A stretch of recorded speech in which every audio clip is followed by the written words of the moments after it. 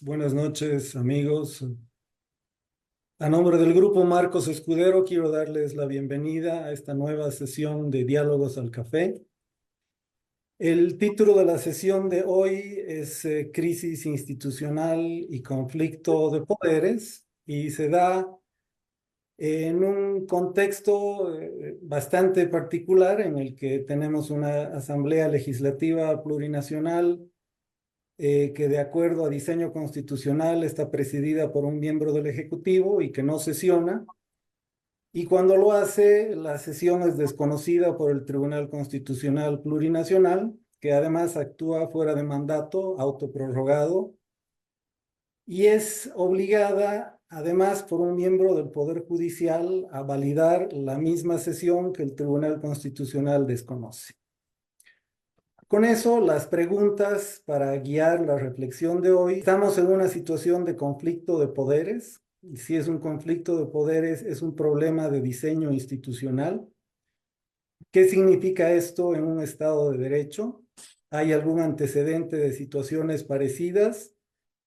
¿Qué consecuencias puede tener para la vida política y ciudadana? ¿Y cómo puede superarse esta situación? Para ayudarnos a responder estas preguntas, tenemos la participación de expertos en temas políticos conocidos a nivel nacional. Gonzalo Mendieta, que es abogado y ensayista. Buenas Te noches a cedo la todos. palabra, por favor. Claro que sí.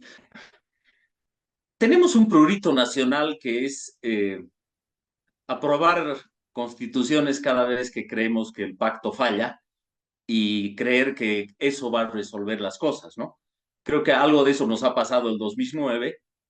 Uno podría decir que hay un pacto constituyente que ha fallado en algunos aspectos. Hay fallas de diseño brutales, por ejemplo, esta preeminencia que le hemos concedido al Tribunal Constitucional. Y yo creo que constituciones previas eran más prudentes. La reforma del 94 mantuvo un control difuso de la Constitución y no tenía algunas de las previsiones que le dan esa última palabra de intérprete constitucional al Tribunal Constitucional. De hecho, había una regla que quizás con los 2/3 del MAS no hubiera funcionado, pero que concedía a la Asamblea Legislativa la posibilidad de interpretar la Constitución, de hacer leyes interpretativas, que creo que era muy dócil a lo que es parte de nuestro sistema político, que es obrar por fuera de la Constitución en épocas de emergencia y basarse en un consenso constitucional. Esa puerta ya no la tenemos ahora.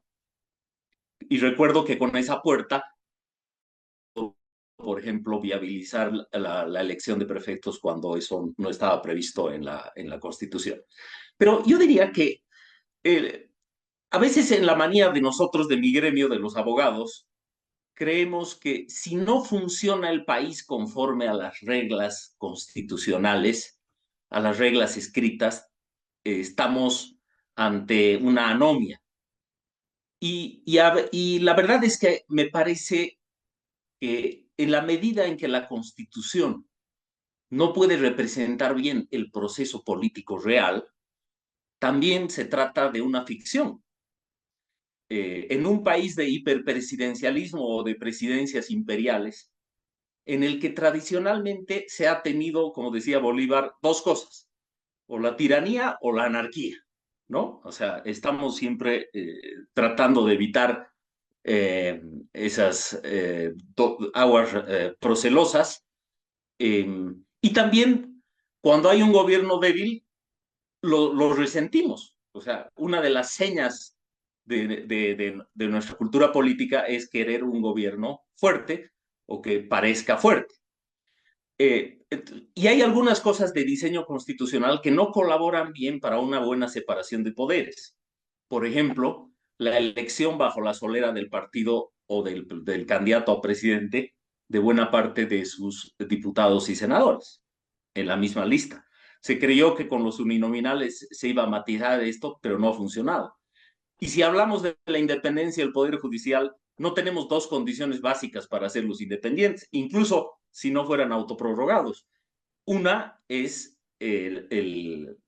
la posibilidad de mantenerse en el cargo y de hacer carrera judicial, o sea, una independencia personal y una independencia funcional. Yo no sé, eh, para hablar de los dos poderes fuera del Ejecutivo y dejando al electoral por un lado en su lugar, ¿cuántas de las leyes o los proyectos tienen en realidad origen en el Ejecutivo? ¿Quién es el verdadero legislador? Y luego, ¿quién es el verdadero juez?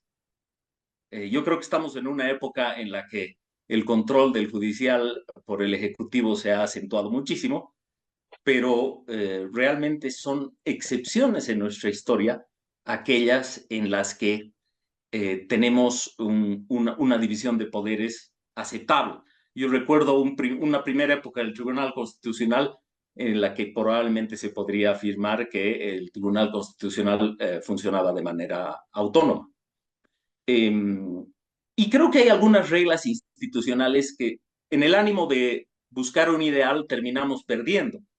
Si comparamos el presente a la elección de miembros del tribunal, de los grandes tribunales del país por los partidos, parece que al final el acuerdo político daba un resultado mejor que las elecciones. O sea, yo fui, por suerte, uno de los primeros que no se encantó con las elecciones judiciales, porque le veía el origen en las tesis rusonianas de los profesores de Valencia.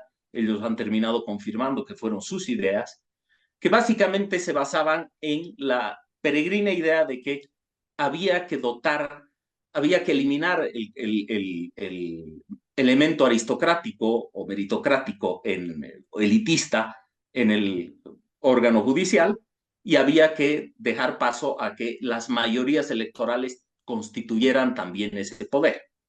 Y bueno, tenemos lo que tenemos. Entonces yo diría, ¿tenemos un conflicto de poderes ahora? Yo creo que nominalmente sí, tenemos un conflicto de poderes. Tenemos, yo creo que un poder judicial básicamente controlado para lo importante, para las disputas políticas, por el Ejecutivo. Y es curioso que hemos elevado a la categoría de santidad los fallos del Tribunal Constitucional, pero cuando lo hemos necesitado, no ha funcionado. O sea, cuando tenía que dirimir el tema de la reelección, dirimió a favor del gobierno. Cuando tuvo que dirimir la sucesión legal después de Evo Morales, dirimió a favor del poder reinante.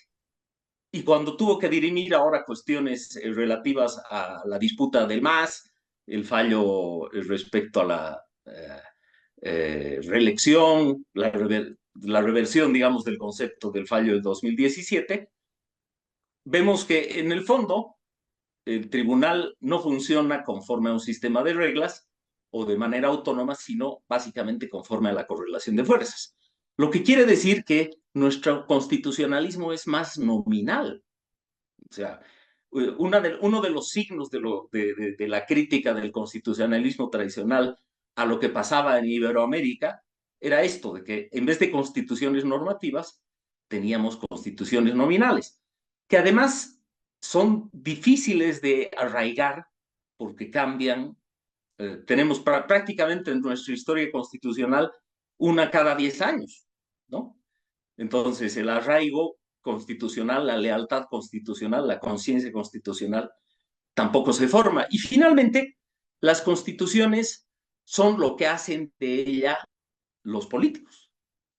Y en la medida en que el proceso político va por otra parte, estamos ante un mero constitucionalismo nominal, y yo creo que de ahí no se sale fácilmente. Es posible, o sea, de hecho yo creo que la actual constitución necesita reformas, pero sería una entelequia pensar que solo con un nuevo hecho constituyente o modificatorio vamos a tener la solución a los problemas. Evidentemente hay cosas de diseño, pero también hay cosas de pacto político, que creo que es un asunto que precede a la Constitución y que requiere sentir la necesidad del pacto, algo que está muy distante de que ocurra. Aquí me quedo.